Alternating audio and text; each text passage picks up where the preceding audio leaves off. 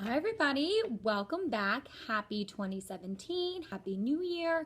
I hope that everybody had a wonderful winter break, that you enjoyed time with family and friends, and that you relaxed and enjoyed and ate. I know I did. I had all the yummy goodies that come with the holidays and just by being off. But now that we are back in school, it's a new year. Everybody is starting off on a great foot, I hope. We talked about today what our goals are going to be for 2017 here in room A2. I know we still have about 6 months together, but I know that's probably just going to go by so fast.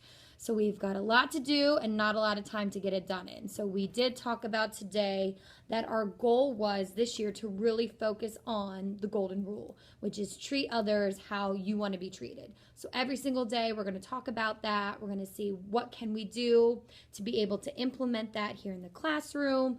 Can the students model certain things that we can do? What's the right way? What's maybe not the right way to do these things? So that's going to be the biggest thing that we're going to focus on.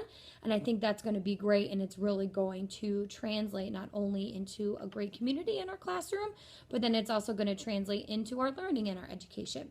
So just to kind of catch everybody up, not too many new things are being introduced right now because we're still in the middle of the second marking period. So probably the biggest thing that's happening this week in math is that we are wrapping up Unit 2. We're going to be having our Unit 2 test on Thursday. That's going to be for the students who stay with me for math. I believe Miss Riley's students, I think they're moving on to time, so they are on like a different track than us, but it's really not a big deal.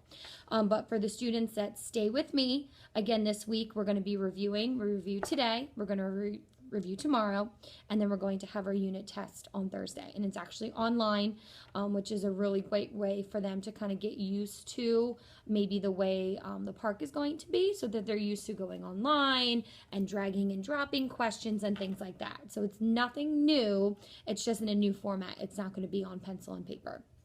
So we've been talking about bar graphs, pictographs, and line plots. And what the students are going to have to do on this test is not only are they going to have to read these graphs, but they have to answer questions about them. And then it's also going to ask them maybe to complete a bar graph or to create a pictograph. So really what I want to focus on are the questions that the students have to answer about the bar graph. What I'm finding is that they are reading it just fine. They know how to read the data. It's just the students taking their time and looking at the questions carefully to make sure that they're answering it, because the questions are pretty easy, but there might be a word that might trip them up. So if they go through it too fast, they just might get the wrong answer on accident just because they're rushing.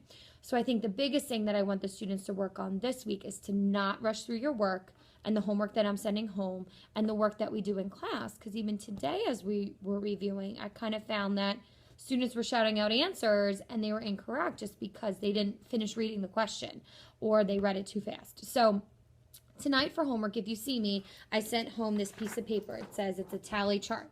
It's actually two-sided so that you know, don't forget. So what the students have to do is use the tally chart here and answer the questions that you have. And then on the back, you're using the data to then create the bar graph. Okay, so that's why I figured to try to save paper.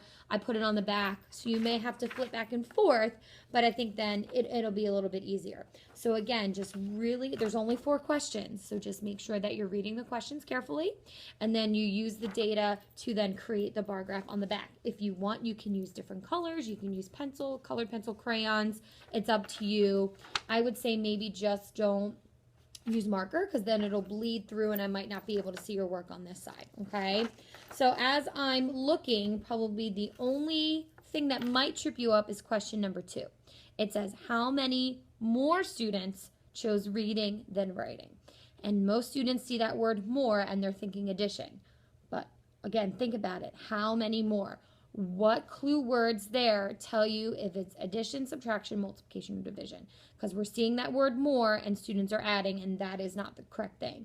So you want to take a look at the data, look at how many students voted for reading, how many students voted for writing, and see how many more students chose reading than writing. We worked on this a lot in class today. So again, just make sure that you are patient, make sure that you are taking your time, and then you will do great. And I know you're going to do great on the test on Thursday, because we've been doing this for probably about a month, month and a half now, okay? So I have great faith in everybody. I know you're going to do a great job. So that's the only homework that you have tonight. Make sure that you still are reading for 20 minutes each night, and then you're also doing your daily math fact sheets. I know lately a lot of people have been finishing their original daily math fact log, and I've been putting in a new one. So if you think that you need a new one, just ask me tomorrow, or parents, you can write me a note if your child needs a new sheet. I'm more than happy to do that. We are also going to be wrapping up immigration this week. We finally finished An American Tail, and we're going to be discussing it tomorrow. And then for writing, we are moving right along in our realistic fiction unit. That's not going to be done till the end of the marking period, so we still have plenty of time to finish our writing pieces. And then in reading, we are moving right along. We're actually on lesson 10. And the story that we're reading today is called Young Thomas Edison. So it's a biography on how Thomas Edison became the inventor that he was today. So it's a really interesting story. It gave us a lot of great information about a young Thomas Edison. And our skill that we're working on this week is called Main Idea and Details. So throughout what we're doing, whether it's in the anchor text, Thomas Edison, if it is in guided reading with our small groups and then you're meeting with me, or if I give you a Newsweek article, or maybe even during your independent reading, you're going to be looking for the main idea of what you're reading. So what's the biggest idea? What's the main thing that the author is trying to tell you? And then you find that main idea, and then you need to find me small details that support that main idea. So for example, we read a paragraph today in Young Thomas Edison, and the main idea was that he created many inventions. So that was the main idea of just one paragraph. The details then would be, what different inventions did he create? So in that paragraph that we read, it mentioned like 5 or 6 different inventions. So that would be the main idea of the paragraph, and then what details actually support that. So that's a skill that we're working on. We're going to be working on it all this week. We're still going to have a spelling quiz on Friday, even though I know it's one last day, but I did give all the students their spelling words today. So as always, if you have any questions, if you have any comments, you can email me, you can comment below in the video, or you can always message me on Class Dojo. You know I'm always there and willing to answer your questions there.